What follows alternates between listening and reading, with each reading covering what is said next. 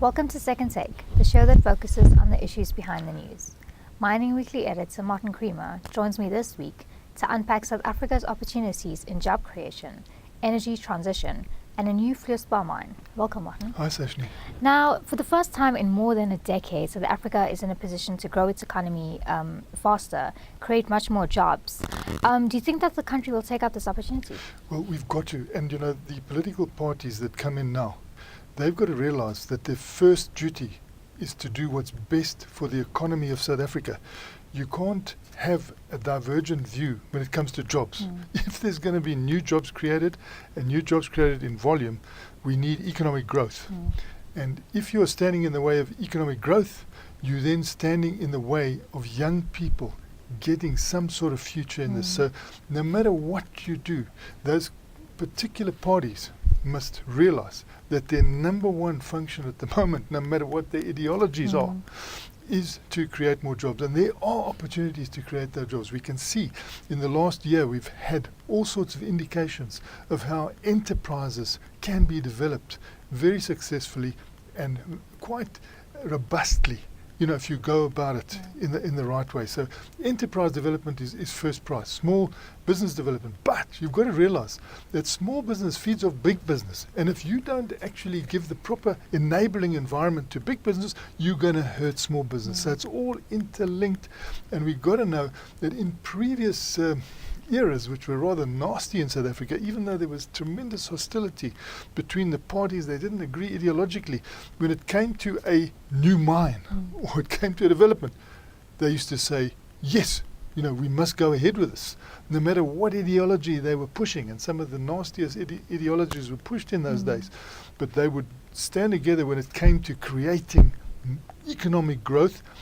And sometimes there would be a bit of a fight as to who would make the announcement or who would be at the mine to announce this. And if a personality in the opposition happened to be there, then the personality in the government wouldn't pitch, or the personality in the government say, well, make sure that guy's not there. That sort of thing would happen. But they would still put South Africa's interests first, and that's what we've got to do. And South Africa has an opportunity to speed up its energy transition, and there's a clear roadmap to decarbonize, lower cost and a job-rich future.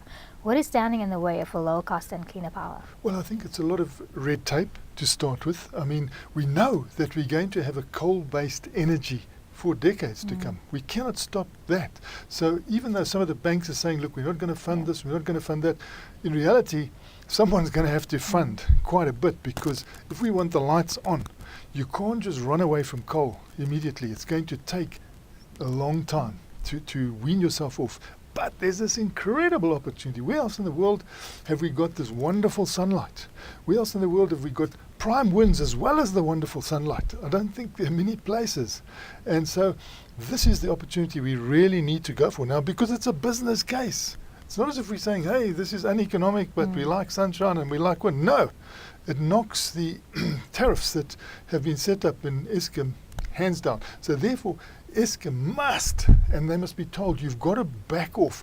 When an enterprise says, we're going to put in these facilities to produce energy at a lower cost and efficiently and cleanly, they mustn't be allowed to say, no, you can only do 10 megawatts. So they must be backing off and saying, fine, let's try and facilitate this because it's in the best interests of South Africa. It's also job rich. I mean, if you look at the way people in the unions have been saying, no, it's only job rich in coal mining. Coal mining has never produced a lot of jobs. I mean, coal mining has been one of the mechanized mining sections of our economy for a long time. No, don't boast about the big jobs there. In fact, you can get a lot of jobs out of now moving into clean energy, and they are actually relatively higher level jobs that will need quite a bit of training, and they can be ongoing because there's a lot of maintenance that's going to be needed in these things. It's a great new opportunity with our sun power combined with the wind power to come down the cost curve. We need to create this minerals energy complex in South Africa. We used to have a minerals energy complex here that used to be flying because the energy was at a low cost. And the mining operations used to produce metals and minerals that we could export quite well. You can still do that, but we've got to get a lower cost base. And so with the new technology coming in generally everywhere. That tends to bring down the costs if you put it in properly. Plus, if we can bring in energy that's at a lower cost, and a job-rich energy, we could do a lot for South Africa in the short term.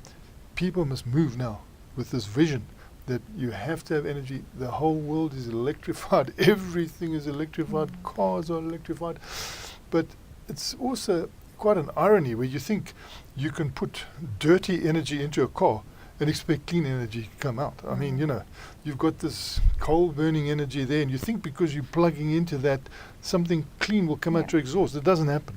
So we need to actually be moving in a clever way, not a stupid way. You can't do it immediately, but getting into a new era in South Africa. And lastly, the Gauteng province is only weeks away from having a new fluorspar mine.